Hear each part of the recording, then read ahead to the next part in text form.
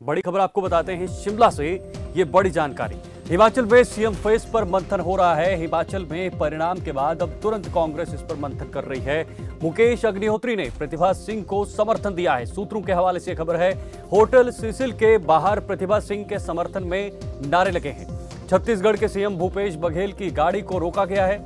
और साथ ही आपको ये भी बताते हैं, हिमाचल में जो सीएम फेस पर मंथन लगातार जारी है। जिस तरह से कल परिणाम सामने आए थे, हिमाचल में कांग्रेस पूर्ण बहुमत के साथ जो है वो सामने आई थी, उसके बाद अब कहीं ना कहीं सीएम की रेस में कई सारे चेहरे हैं, जिसको लेकर आज ये महत्वपूर्ण बैठक हुई है, मंथन हुआ है। अब देखना होगा कि कौन सा चेहरा सामने आता है। लेकिन सबसे बड़ी बात यह कि हिमाचल में अब कौन सीएम की रेस में सबसे आगे है, कौन बाजी मारता है, कि कौन जो है वो हिमाचल में मुख्यमंत्री का पद किसे दिया जाता है, ये सबसे बड़ी बात है। लेकिन उससे पहले मैं आपको बता दूं, छत्तीसगढ़ के सीएम भूपेश बघेल की गाड़ी को भी रोका है। ये शिमला से अहम खबर सामने आई है। चलिए रुक करते हैं, हमारे सहयोगी, हमारे ब्यूरो चीफ मोहित शर्मा इस वक्त जुड़े हुए हैं शिमला से, उनका रुख करते हैं। जी मोहित, काफी महत्वपूर्ण खबर ये इस वक्त की सामने आई है शिमला से। सबकी नजरें गड़ाई हुई है कि आखिर हिमाचल में मुख्यमंत्री कौन बनेगा। बिल्कुल, देखिए शीतल, ये एक सवाल जो है ये सबके जहन में है, अब जनता के जहन में है और सभी एक दूसरे से चर्चा भी कर रहे हैं और राजनीतिक गलियारों में भी यही चर्चा है कि अब कौन होगा अगला मुख्यमंत्री। क्योंकि अब तक अगर कांग्रेस की बात कर ली जाए तो ये कयास लगाए जा रहे थे कि अगर कांग्रेस हिमाचल प्रदेश में जीतती है तो उसमें 2 से 3 बड़े चेहरे हैं जो कि मुख्यमंत्री पद के प्रबल दावेदार हैं। इनमें सबसे ऊपर नाम सुखविंदर सिंह सुक्खू का था, जो कि लंबे अरसे तक एक कह सकते हैं रिकॉर्ड बनाया है, जिन्होंने हिमाचल प्रदेश कांग्रेस पार्टी के अध्यक्ष भी रहे हैं। उसके साथ साथ जो इनके साथ साथ मुकेश अग्निहोत्री का नाम भी था और राजेंद्र राणा जो है उनका नाम था, हर्षवर्धन चौहान, ऐसे नेताओं के नाम थे, और कौल सिंह ठाकुर। लेकिन कौल सिंह ठाकुर जो है वो हार गए हैं चुनाव। तो अब यहाँ पर जो दावेदारी ठोकी है वो प्रतिभा सिंह, जो कि पूर्व मुख्यमंत्री, जो 6 बार मुख्यमंत्री रह चुके हैं हिमाचल प्रदेश के, उनकी धर्मपत्नी है प्रतिभा सिंह, जो वर्तमान में मंडी से सांसद भी हैं कांग्रेस पार्टी की। उन्होंने अब ये कहा है कि वो भी मुख्यमंत्री बन सकती हैं, यानी उन्होंने अपनी दावेदारी जो है वो ठोक दी है। मोहित, इन 2 नामों में सबसे ज्यादा चर्चा हो रही है। मैं बात करूं प्रतिभा सिंह की या फिर जो सुक्खू साहब हैं, इन 2 नामों में सबसे ज्यादा चर्चा हो रही है। तो क्या आपको लगता है फाइनल मोहर किस पे लगने वाली है, और आसानी से क्या कांग्रेस इस पर पार कर पाएगी या वहां पर गहनता से मंथन करना पड़ेगा?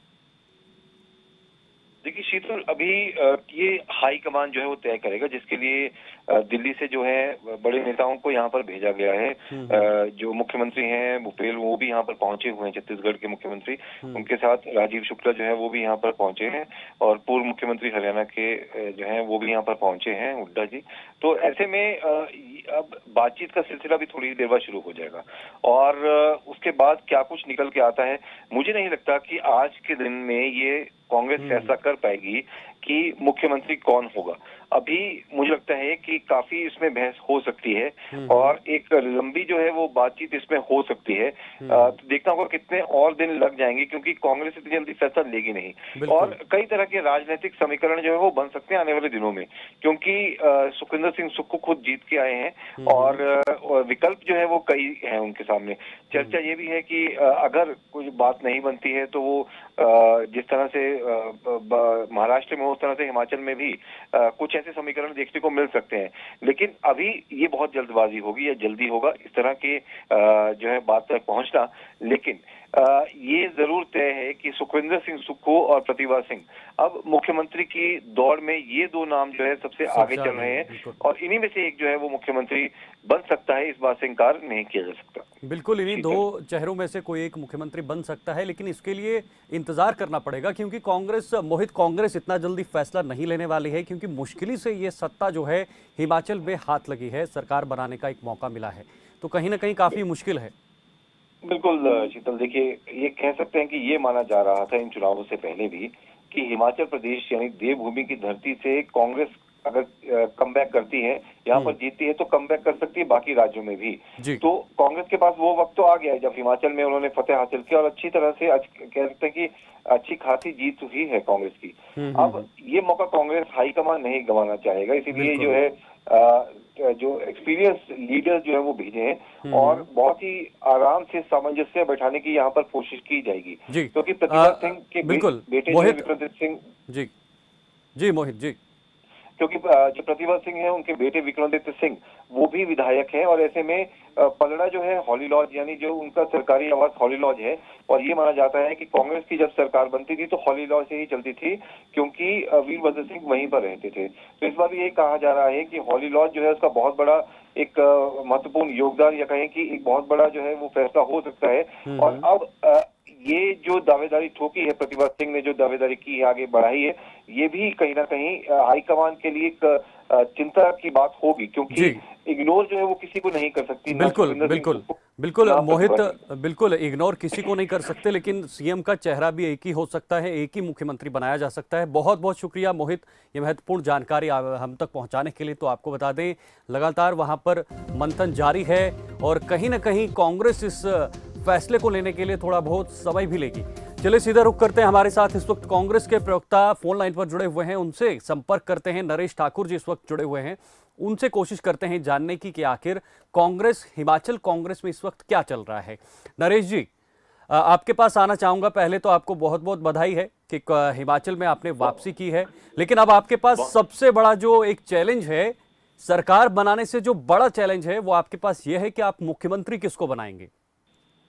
देखिए, सबसे पहले तो धन्यवाद करता हूं कि हिमाचल में कांग्रेस ने बहुत अच्छा प्रदर्शन किया और पूर्ण बहुमत से सरकार बनाने जा रही है। और जहां तक मुख्यमंत्री के चेहरे की बात है, तो पार्टी का ये आंतरिक मामला है और पार्टी बैठकर जो भी मुद्दे हैं, जो भी चर्चा है, वो सुलझा लेगी और निश्चित तौर पे बहुत जल्दी जो है जो मुख्यमंत्री का चेहरा होगा वो आप लोगों के सामने होगा, जनता के सामने होगा। क्या आपको लगता है ये आपके लिए आसान होने वाला है? क्योंकि कहीं ना कहीं आपके अंदर, कांग्रेस के अंदर ये डर भी है कि हमने देरी कर दी या कुछ इस तरह से इधर उधर हो गया तो कहीं सत्ता या सरकार जो बनाने के लिए आप जा रहे हैं वो हाथ से ना चले जाए। नहीं, ऐसा कुछ नहीं है, क्योंकि आप देखेंगे कि हमारे पास एक तो पूर्ण बहुमत है, दूसरा छोटी छोटी जो आपसी अगर कोई बात होती भी है तो वो आंतरिक मामले जो है वो अंदर बैठ के सभी मिलजुल कर सुलझा लेंगे। ऐसा कुछ नहीं है, ये सिर्फ आप थोड़ा सा इंतजार कीजिए। बिल्कुल नरेश जी, बैठक भी होगा वो आपके सामने होगा। बैठक भी होने वाली थी, उसकी क्या अपडेट है अभी तक नरेश जी? देखिए, वो बैठक का सिलसिला अभी चल रहा है और चलता रहेगा जब तक ये सारी चीजें फाइनलाइज नहीं हो जाती है। तो इस तरह की बैठकें का आयोजन होता रहेगा।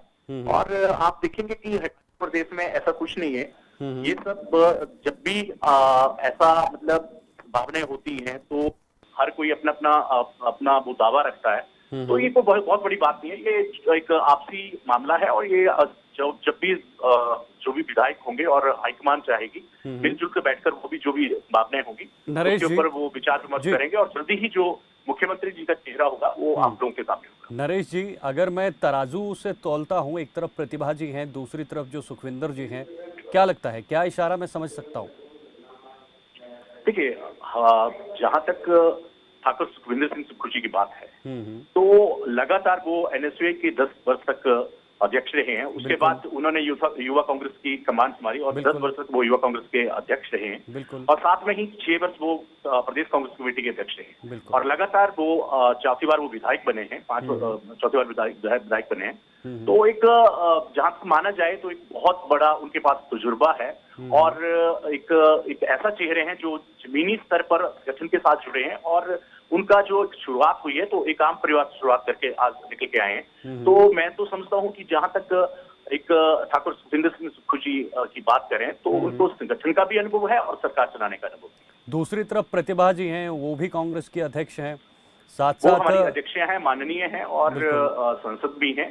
तो ये सारी जो बातें हैं जब सभी मिलजुल कर बैठेंगे तो ये सारी बातें जो है, इस मामले जो है वो आपके सामने होंगी और निश्चित तौर पर कांग्रेस जो है एक हिमाचल प्रदेश में पूर्ण बहुमत से बनी है और अपनी सरकार बनाएगी और मुख्यमंत्री का चेहरा भी आपके सामने। सर, कितने दिन और इंतजार करना पड़ सकता है हिमाचल की जनता? बहुत जल्दी इसके लिए कोई इंतजार की बहुत लंबा समय नहीं रहेगा। जल्दी ही आपके सामने ये सारी बातें जो है बैठकों के माध्यम से सुलझा दी जाएंगी और हाईकमान जो भी तय करेगा निश्चित तौर पर हिमाचल के जो अभी विधायक हैं और हिमाचल के जो कांग्रेस के लोग हैं उनके लिए वो एक्सेप्ट करेंगे। नरेश जी, एक अंतिम सवाल आपसे लूंगा, उसके बाद आपका धन्यवाद करूंगा। नरेश जी, मेरा ये अंतिम सवाल ये है कि क्या कांग्रेस, आपको लगता है हिमाचल की इस जीत से कांग्रेस के अंदर जो कॉन्फिडेंस खोया हुआ था वो वापस लौटा है और आने वाले समय में ये काम आएगा?